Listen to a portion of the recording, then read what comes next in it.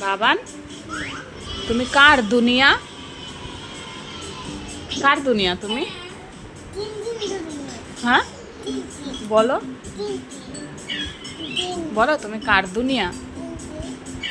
হ্যাঁ, বলো বলো বলো বলো বলো, কার দুনিয়া তুমি? হ্যাঁ, পাপার দুনিয়া। বাবানকে যদি জিজ্ঞেস করি কার দুনিয়া তুমি, ও নাকি পাপার দুনিয়া। তাই তুমি পাপার দুনিয়া?